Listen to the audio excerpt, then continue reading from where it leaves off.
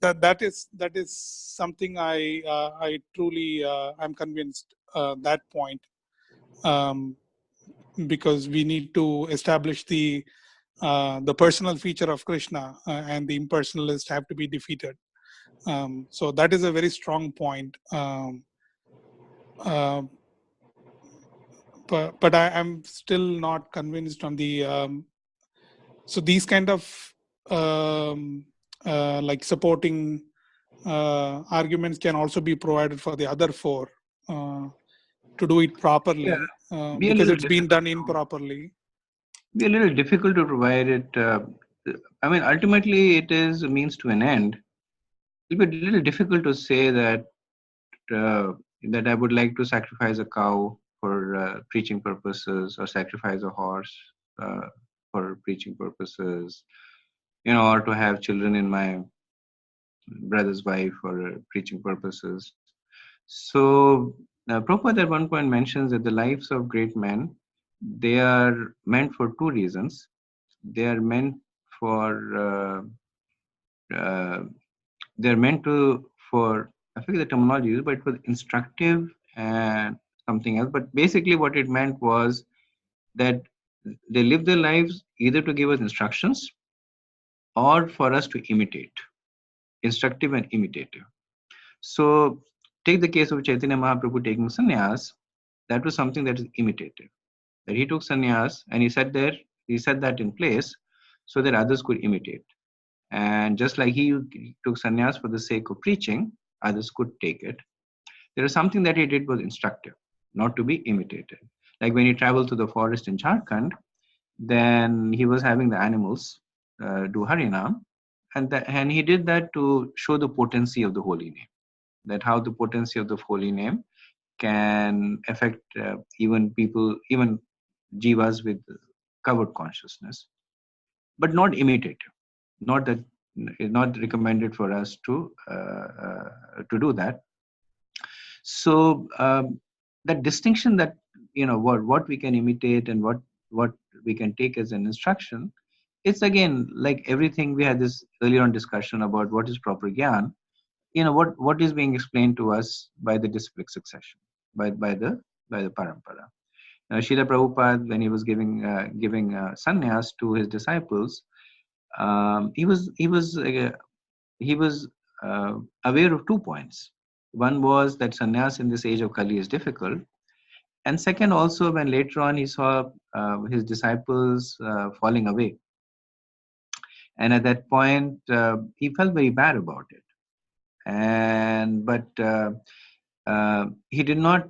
He would encourage sannyasis who would fall down. He would encourage them to marry, but stay strong in their devotional life, because ultimately he was giving them sannyas for preaching purposes. That they were helping him in his mission, and they were potentially making spiritual advancements themselves. But when he saw that ashram had become a obstacle to them, he did not condemn them.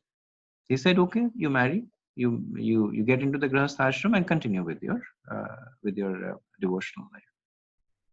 So, so why did Chaitanya Mahaprabhu use sannyas? To some extent, Prabhupada gives the explanation that the sannyasis are widely respected in the society. When as a grahastha, when he was preaching, people were taking offense, and by offending him, their own spiritual lives were getting hampered. So, in order to protect their spiritual life, in order to further his own mission, he took sannyas. But even though he took sannyas in an Advaita order, he basically preached Shuddha Bhakti, and uh, that's what we see is happening in the disciplic succession following him. That the Vaishnava sannyasis, they ultimately the main business is to preach. But when one takes on the position of a sannyasi, one takes on Prabhupada Maharaj was sharing this once, that when he got his sannyas initiation, and it took time for him to adjust, because he would come into the temple room And those days, people were more particular about it than now. But he said anytime he would go into the temple room, anytime he would walk around, people were dropping on all the floors and giving obeisances. And he was not used to it because he was used to giving obeisances as opposed to getting obeisances. And then he spoke to a devotee who was senior to him.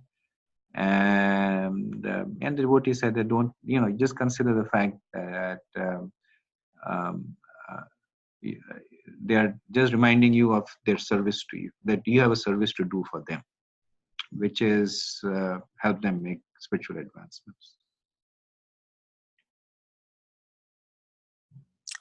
Thank you, Prabhu. So my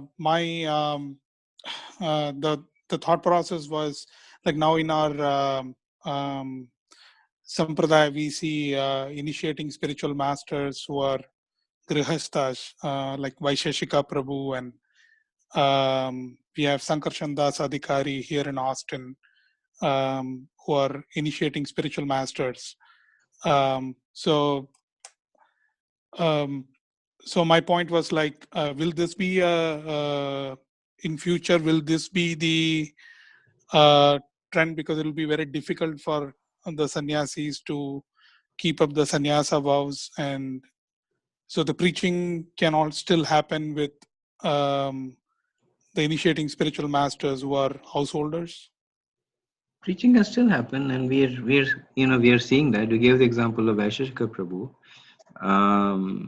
He's an empowered preacher and has been initiating. Ravindra Swarup Prabhu from very very he's been initiating for a very very long time.